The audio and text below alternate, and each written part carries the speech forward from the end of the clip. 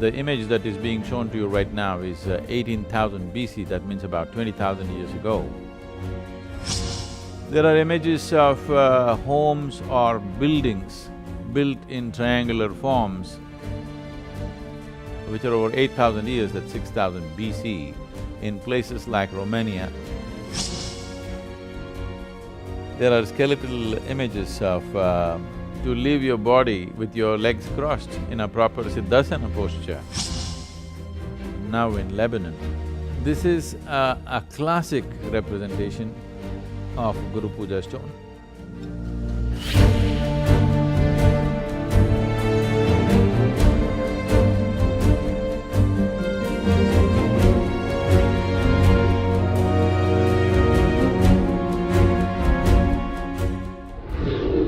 Over 15,000 years ago, in the upper regions of Himalayas, a yogi appeared.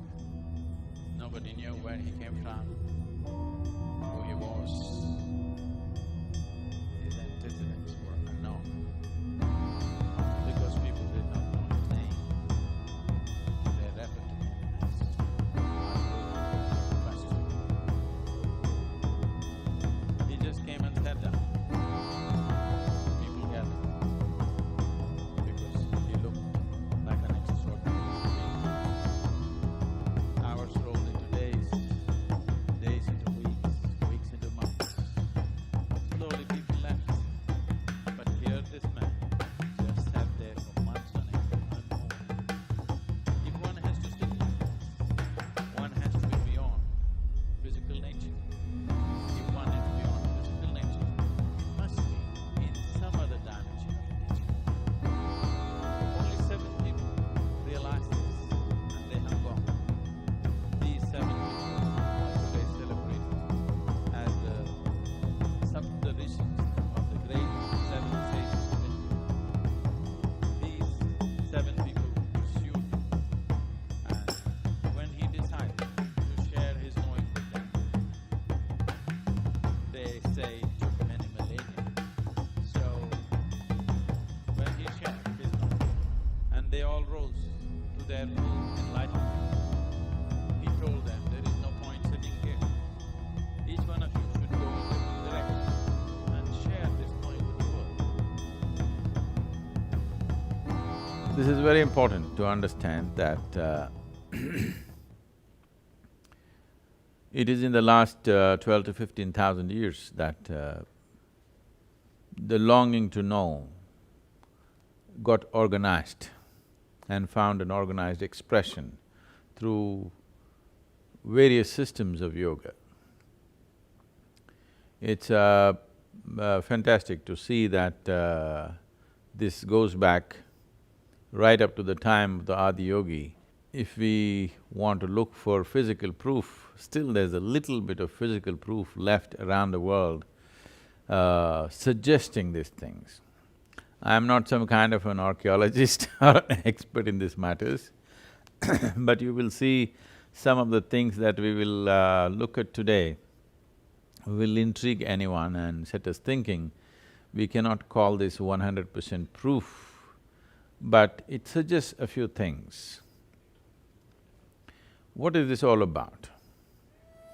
Why this has to be connected to Saptarishis? Because it's a particular way of looking at life. When I say particular way of looking at life, it is not about someone's opinion, but it is about an internal reflection of the cosmos, an internal understanding of the nature of creation, and a very internalized understanding of human being and the making of a human being and every other creature on this planet.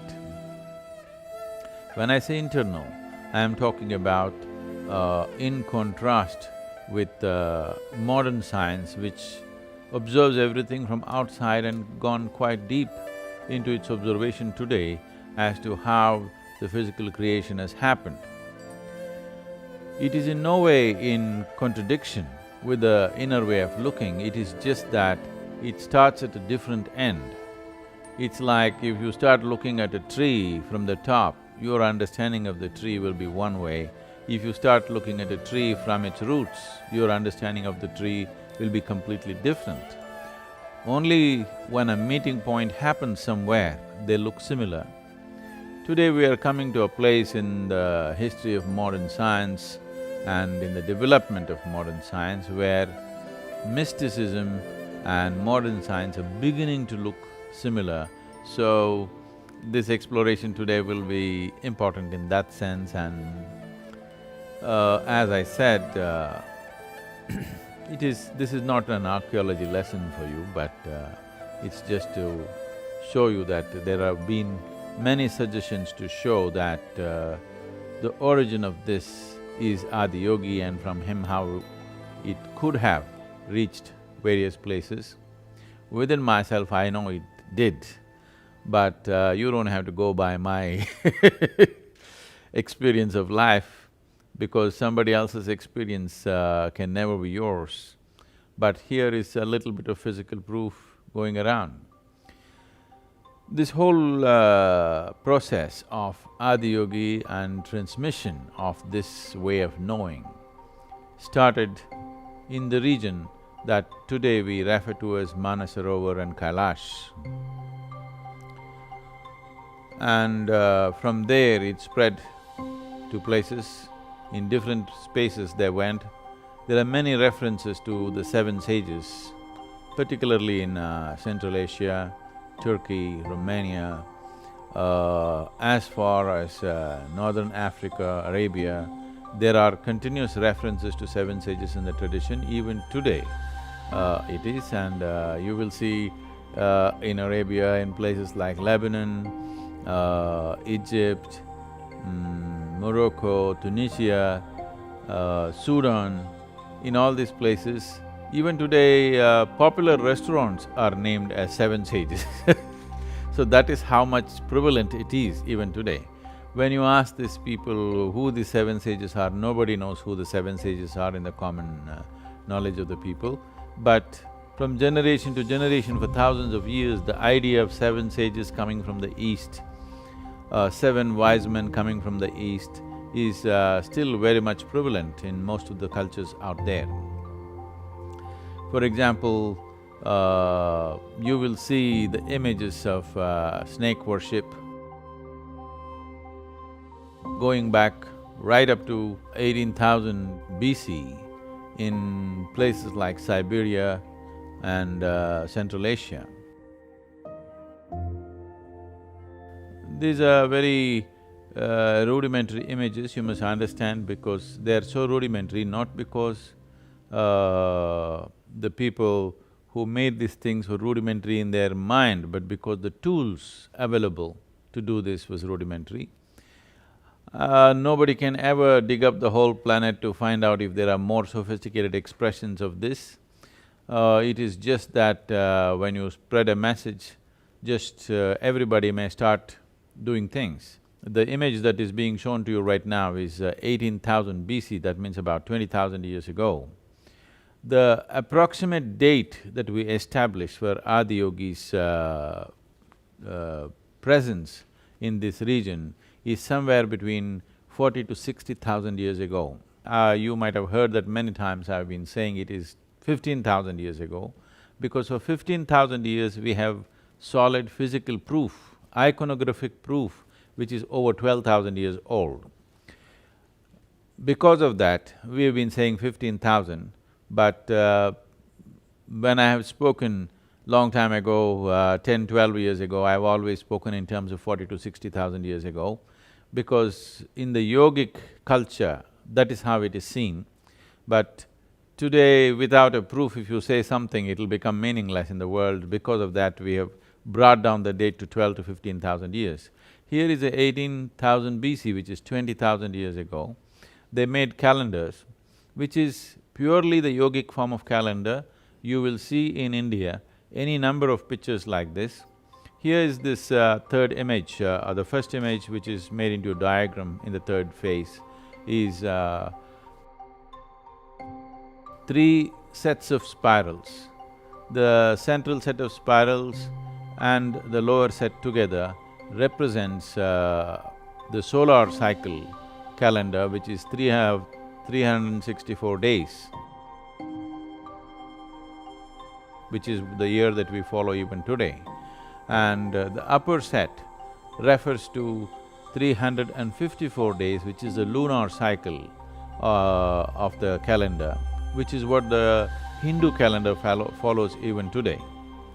And a combination of these two, which is today being referred to as lunisolar calendar, this is 20,000 years old. And somebody cannot arrive at this without an inner perspective. Just by observation of the outside, one cannot arrive at a calendar like this, this is a very sophisticated manifestation of the calendar. If this is written in Braille, even if a blind person puts his hands around, he will know which day of the year it is, which day of the month it is, and which phase of the moon it is. All these things can be found out just by touching the rock or looking at it. And along with that comes snake worship, which is the three snakes going up. This is a representation of Ida, Pingala and Sushumna, the three channels within the body. So this is a very yogic expression. India is full of these kind of images. This was found in Siberia, which is dated as 18,000 BC right now by the archaeologists. There are images of homes or buildings built in triangular forms, which are over 8,000 years, that's 6,000 BC, in places like Romania. Eastern Europe and Central Asia is full of these kind of possibilities. If you look at the geometric perfection of how it is done, this is the basic form of yantra. Triangular block in Isha Yoga Center is built exactly like this. Unfortunately, we are not 8,000 BC, we are now we built this only about 22 years ago. And they built a perfect yantra-shaped building for whatever purposes that they were doing this. Obviously, these are aligned properly to the eastern direction, and these directions are adjusted to either equinox or solstice usually. Our own buildings like Dhyanalinga and triangular block are adjusted to the equinox because equinox is significant for me in my perception of life. That is 23rd of September is a equinox, and because my understanding of everything comes from the equinox, I adjusted it to the equinoxes, some of them adjusted to the solstice. For the Saptarishis, solstice must have been definitely be a most important aspect of their life because it is on that day, for them, Adiyogi opened up the doors for them. So if you go on like this, there are any number of possibilities.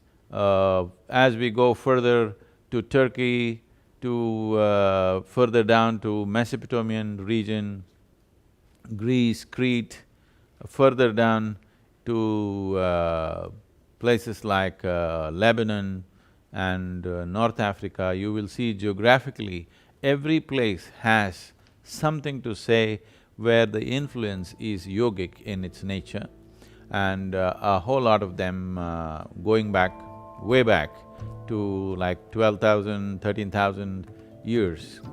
For example, we can see here in Turkey, which is dated as 10,000 BC. This is a very typically Indian image in the terms of a linga or a head with a snake climbing on it, because this is the yogic symbolism of a human being's inner potential being aroused.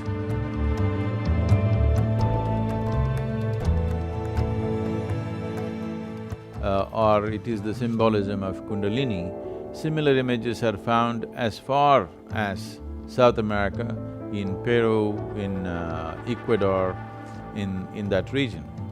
One must understand, most of these things have been either destroyed by age, and the natural processes that happen on the earth in terms of uh, earthquakes and other events that happened. At the same time, they've also been systematically destroyed by certain forces in the last 2000 years or so. Systematic destruction of anything which was considered pagan happened in many areas and either buried or broken or destroyed or used as material to build other buildings that they wish to build. In spite of that, there is substantial evidence spreading across the planet showing that the influence of the seven sages, the yogic culture and the science of yoga manifesting itself in so many ways. We must understand the proof that we are talking about according to today's archaeological substance is only the physical proof. Today, you are doing yoga in United States. Suppose 1,000 years later somebody wants to find out how will they find yoga in you? So, there will be no proof in your home, there will be no proof anywhere that you are practicing yoga in your life. So, it is only when we manifest something which is physical, which is made in such a way that it will last forever, only then we can talk about it. But even for this, we can see that thousands of years ago people practicing yoga, they lived and died in yogic postures.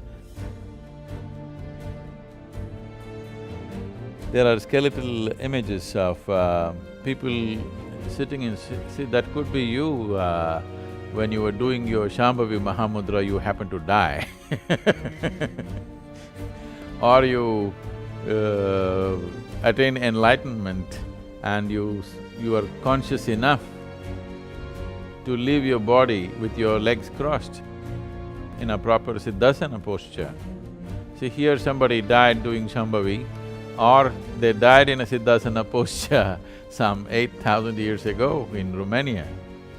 And if this one person did this, I am sure this is not the only person who did this. There must have been a whole culture of this dimension. And there are any number of images showing people sitting in yogic postures. This is usually the representation of Pashupati as one dimension of Adiyogi, that is, he is the Pashupati. They called him Pashupati because all the life forms are claimed to a certain genealogy, and because he exhibited or he demonstrated how everything comes from the same source and that source is nothingness and he is a representation of that. Because of that, he was called as Pashupati, and also because when he when he sat in certain states, it is something that people have witnessed, that all kinds of creatures gathered around him. Because all of them gathered around him, people saw him as the lord of all creatures and he is the Pashupati. This is a representation of that. A repetition of these images across the planet in various forms and in various different manifestations of art has found expression in cave arts going as far back as 8,000–10,000 years. And when I say cave paintings and arts, you must understand, today your child is drawing something in your house and sticks it on the wall, and if somebody finds it 10–15,000 years later, the chances of finding it, how remote it is, that is how remote it is for us to find those things. They might have done 1,000,000 artworks, we may find one or we may not. So, in spite of that, so much has been found. We can go on like this in various places, all these manifestations, but the more recent ones would be a certain tribe of people who identified themselves as Minoans. It's called the Minoan culture, or they were also called as Manus in Germany. And in German language, the word Manus means the first man. which has been the essential representation in India. Manu is referred to as the first man or the man. Manu is not a person, Manu is the man, like people refer to Adam in the West. Manu is a man or the origin of the man. When we say a man, that does not exclude a woman, we are referring to a human being as a man. It is somewhere down the line that the usage became like this, when societies became more and more patriarchal and man-oriented. The word that was used to describe a human being started describing only a man, and they had to find another word to describe the female of the species. In Minos in Crete, which is a Greek island today, and Manu in India, in many ways go parallel in their descriptions and the way things are described. The manifestation, now that we are looking at these Saptarishis as being the transmitters of Adi Yogi's teaching, naturally wherever they went, the representation of the snake, the bull and the form of the linga manifested itself.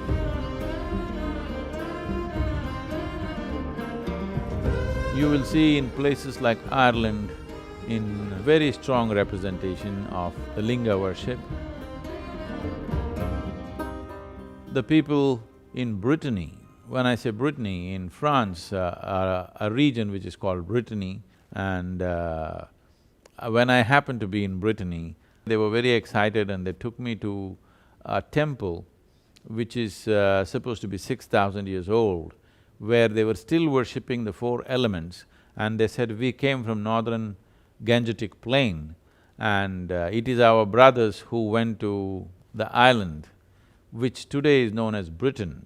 He said, this is real Brittany.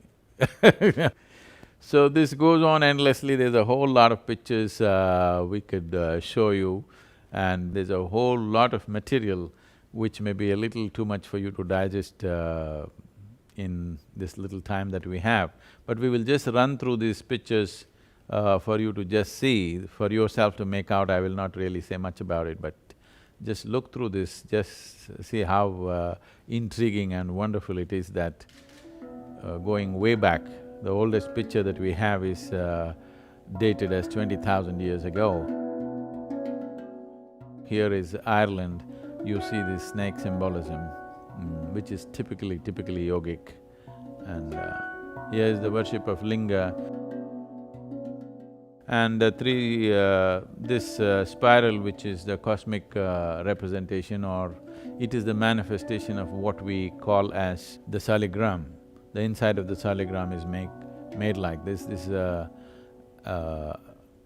the image of the Ammonite is used as saligram because that is the representation, the yogic representation of the cosmic galaxies. This is 2000 BC. These spirals, this has been one of our thing to build an underground spiral like this in the Indian Yoga Center. We've still not managed to do this. As a process of meditation to go through the spiral, if you go through a dark spiral like this, if at the end of it you will naturally become meditative. We've been wanting to build a proper spiral, geometrically correct spiral, which only that bottom corner one is the right one, but we are yet to do it. Here is Zeus worshipped as a serpent.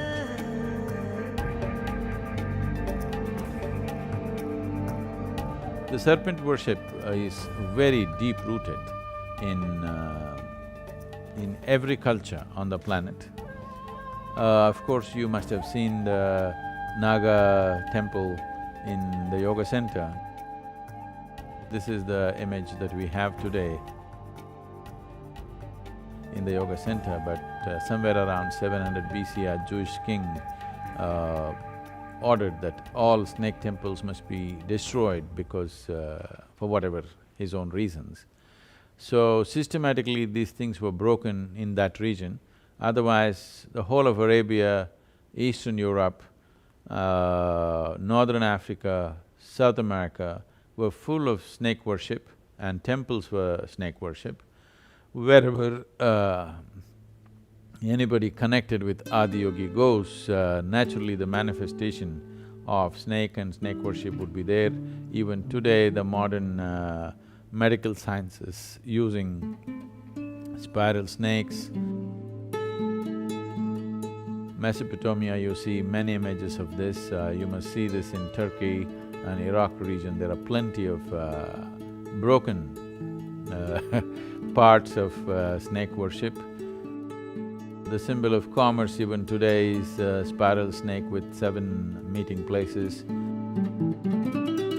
The symbol of health is 3.5 spirals of the snake,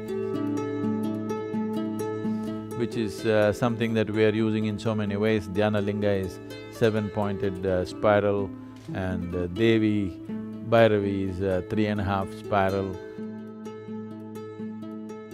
This is how these images are made. This is a physical representation. This could be manifested in so many different ways. This is common knowledge, biblical knowledge, that Moses used a copper snake or a brass snake to cure people of various things.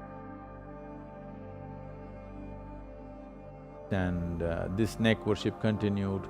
At some point even Jesus spoke something about snake worship. There is a statement by Jesus about snake worship or a brass this thing, because in the language of that region, the word snake and the word brass are very similar sounding.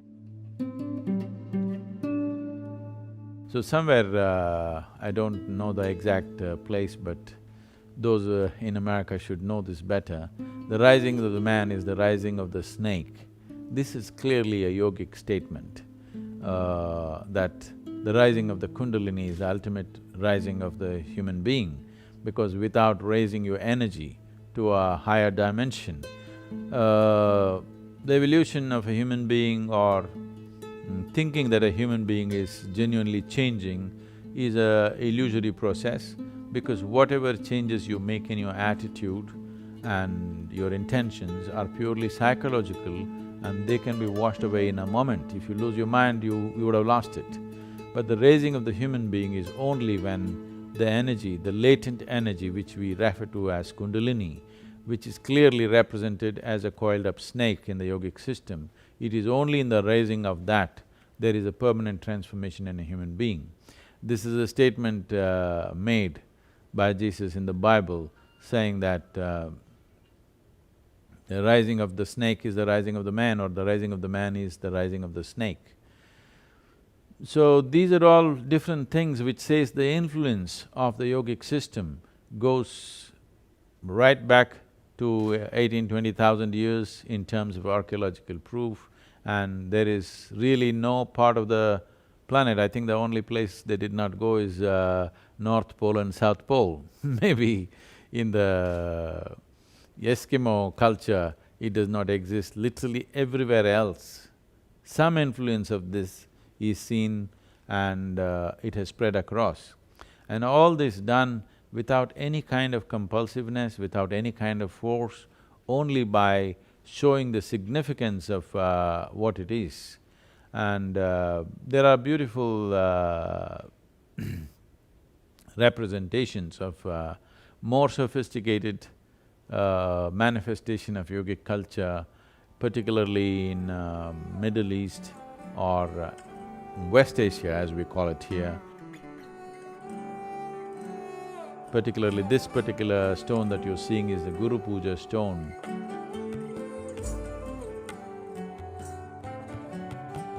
When I went to Baalbek, which is part of the Phoenician temple which was built now in Lebanon, when I happened to visit this place about 10 years ago, the moment I saw this stone, which is the Guru Puja stone, with 16 offerings, with room for 16 offerings,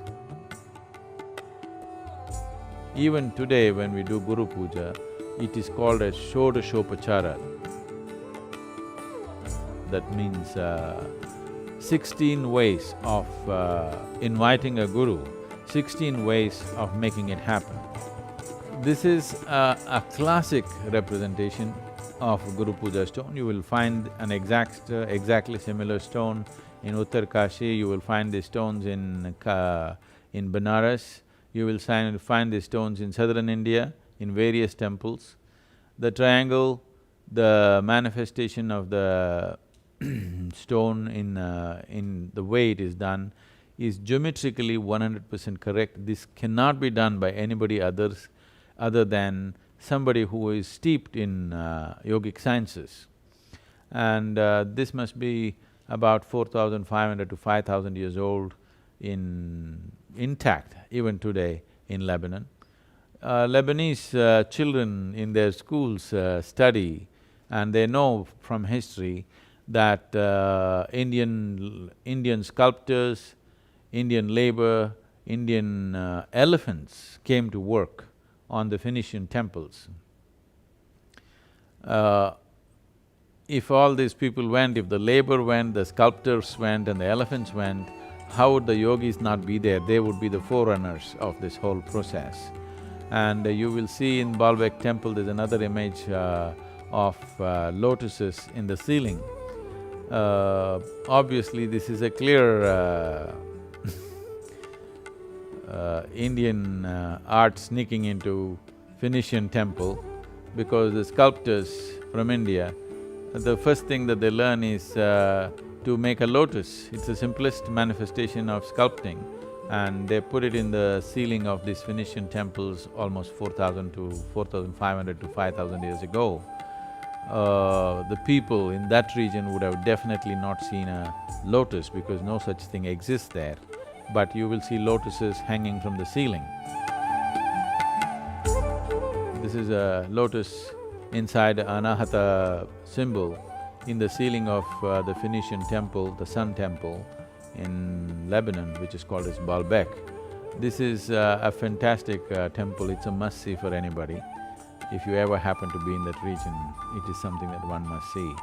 It is a phenomenal manifestation of human will as to how and the inspiration that is taken from a divine contact. Once somebody is touched by something of the beyond, your own earning of the bread or making your own name and fame doesn't arise. You want to create something that manifests itself and functions beyond yourself. So these ancient temples are a manifestation of that. You see the symbol, the yogic symbols of Anahata and the blossoming of the flower, it is across the planet in many representations in the form of sculpture. Once again, we must remember only that which was carved on stone and that which endured the ravages of time you see, but so much of it, which is in practice, will never be seen unless like that skeletal representation where someone died in a yogic posture. If that happens only, maybe there will be proof of yoga in North America after 10,000 years. So these are all various symbolisms, I will not go into this. This is Jordan. You can see a manifestation of the linga forms and the crescent moon and snakes. This is very important, this is a three-headed bull. Before, the first one is in Sumeria, but we have these things in Indus Valley. Whoever fixes these dates, on what basis, I do not know. We will go by that. And this is about 5,000 years where a three-headed bull is a representation of the same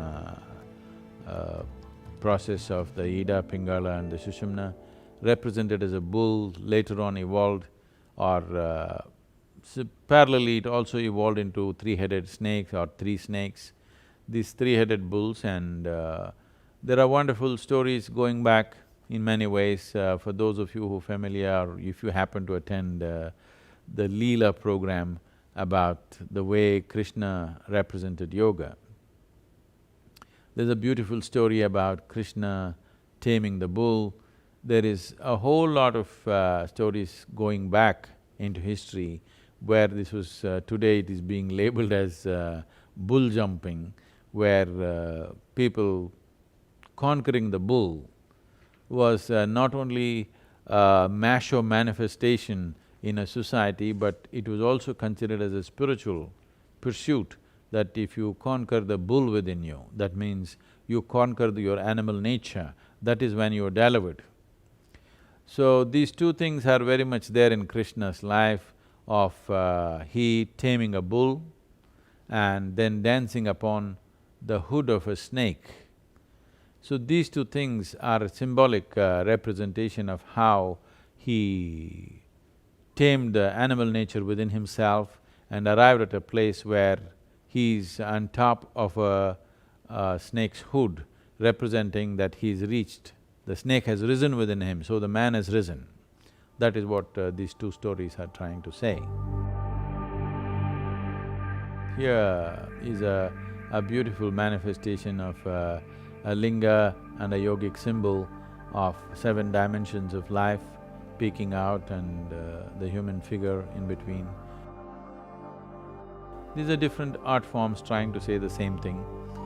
So this is from the Indus Valley, okay, this is in the Indian region. Here is a 2000-year-old Egyptian snake with a crescent on top of it. And here what you see is the snake, which is the Linga Bhairavi temple. This is the symbol of infinity,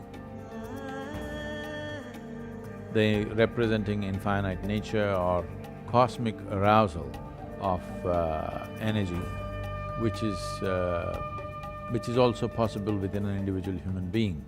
So, this is called as the Ouroboros in today's language.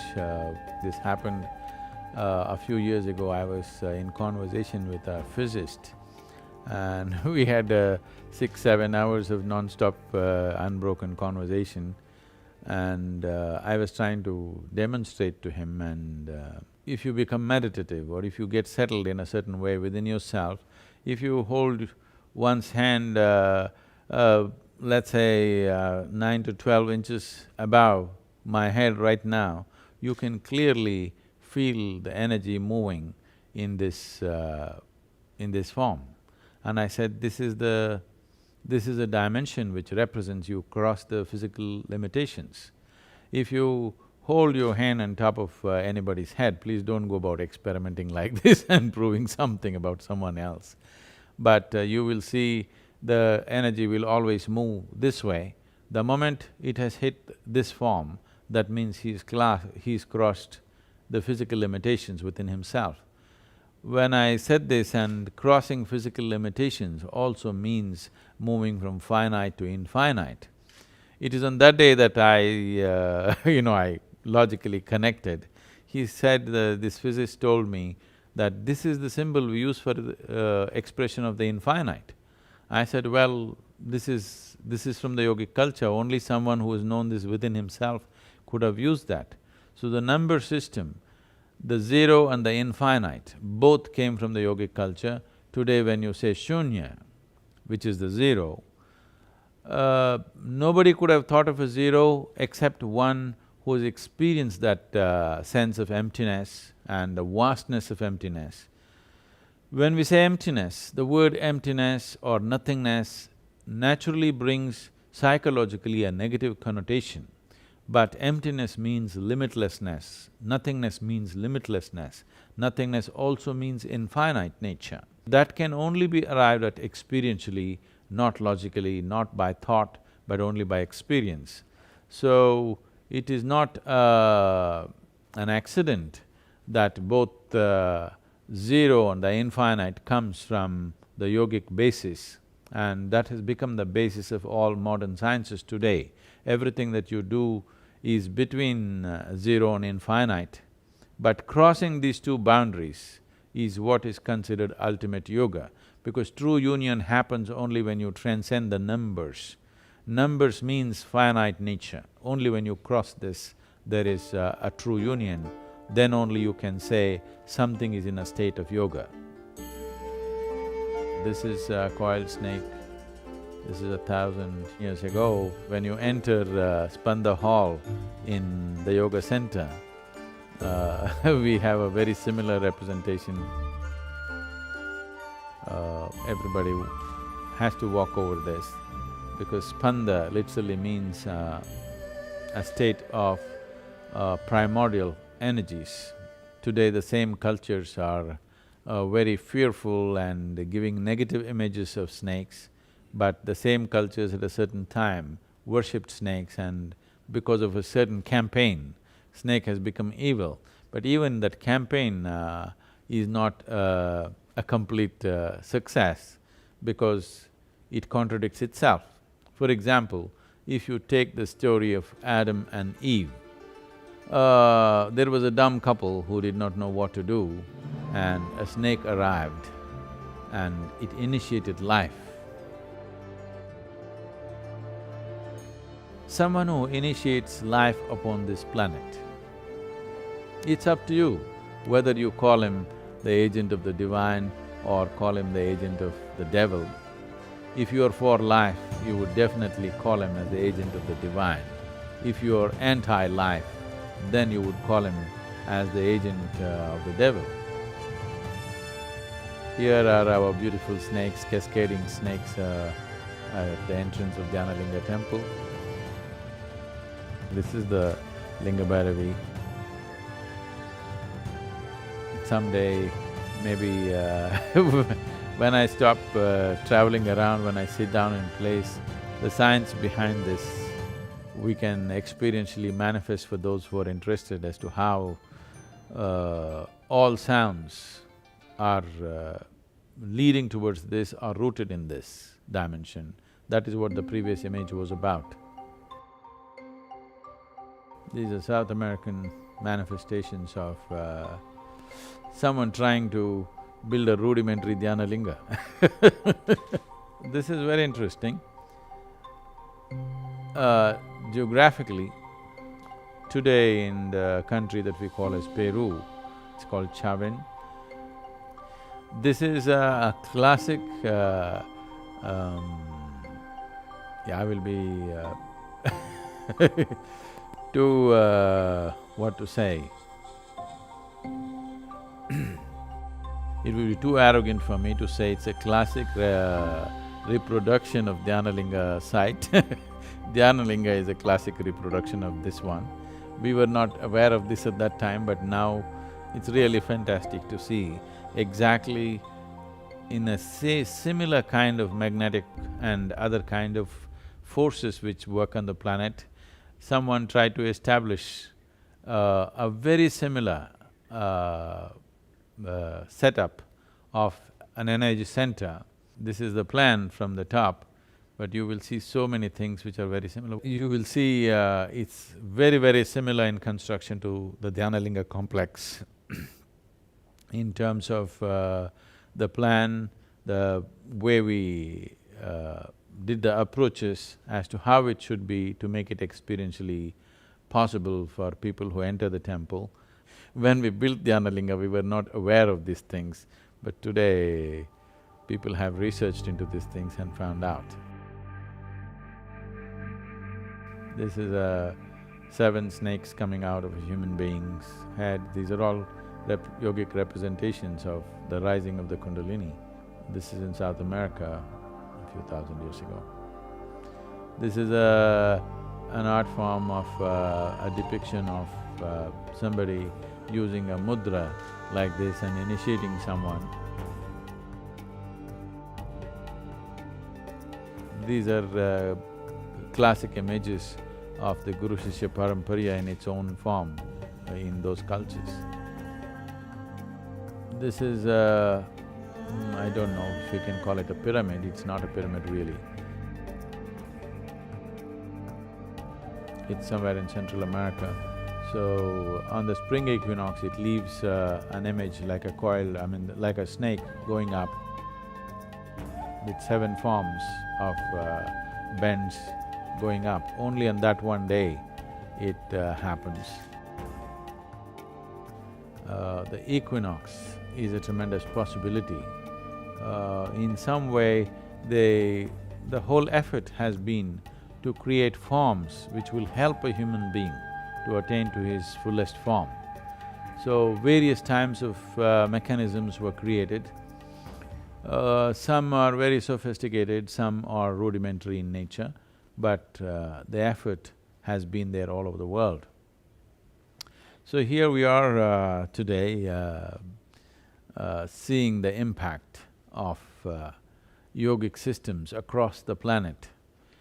Whatever these images and stuff we're talking about is only what is left of in form of physical things. But the impact that would have happened, for example, right now, for most of you who are in North America or in United States, for a few thousand people who are doing Isha Yoga, let's say, or a few million people across the world who are doing Isha Yoga, let's say after 10,000 years, where is the proof that you did yoga? There may be still a few stones left in Dhyanalinga. In case we build something in Tennessee, there may be few stones left there. So somebody will say after 10,000 years, in two different places, somebody seemed to be doing some yoga. But a few millions people are doing and many other millions of people are doing different forms of yoga, all that will not be left. So similarly, when you see one image like this, there must have been a whole population or a generation of people or many generations of people doing this, otherwise the continuity of it for the last 20,000 years manifesting like this would not happen unless it was an active culture across the world and which has been systematically wiped out in the last couple of thousand years for whatever reasons.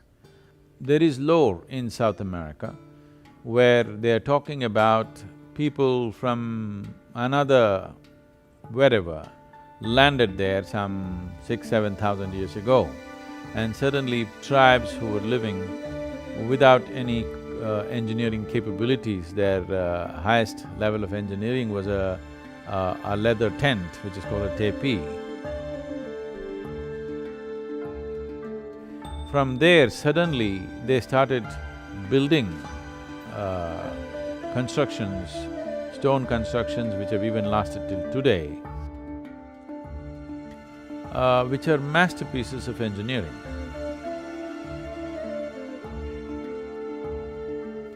So they say the gods came from elsewhere and taught them this. In the lore, this is how it is.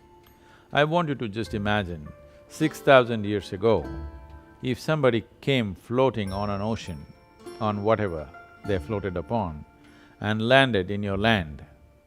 Suppose you were in Indiana and somebody came floating. 6,000 years ago, when you had not imagined anything beyond the land on which you exist, they definitely would look like gods who came from elsewhere. And they brought in mathematics, they brought in engineering, geometry, and other dimensions, and suddenly those who were living in tents suddenly started building constructions which do not… you cannot…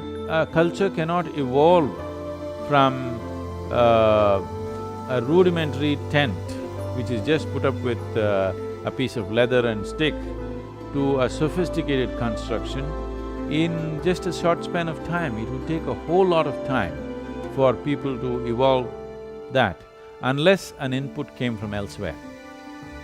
The suggestions that the input came from elsewhere, which you can call it gods or you can say they're Saptarishis or wherever they came from, yes, definitely they came from elsewhere. Everything suggests they could have only come from the east and not from anywhere else. So you could assume, if you wish, if it assists your Indian ego, you can say, these people came from India. Not Indiana, I mean India. So if it is… because this would be very presumptuous to say, yes, this is Saptarishis. but a lot of things indicate it could be them. It would be very presumptuous for anybody to say, yes, this is so, because there is no such thing. But in my experience, within myself, I know these seven sages reached out to the whole world, and because that was Adiyogi's intention and that's how they went. And there are more, what to say, believable stories. At the time of Mahabharata, Arjuna decides to… See, we must understand this one thing, that if you go through the Indian lore, if you go as far back as 5,000–6,000 years ago, very clearly they're talking about the planet being round. In fact, even today, in the local languages in India, when we say geography, we say Bhugol. Bhugol means study of a globe. The very word is suggesting that the earth is round. So, this is not like whatever a few hundred years ago Galileo invented that… discovered that earth is round. For thousands of years we've been talking about it.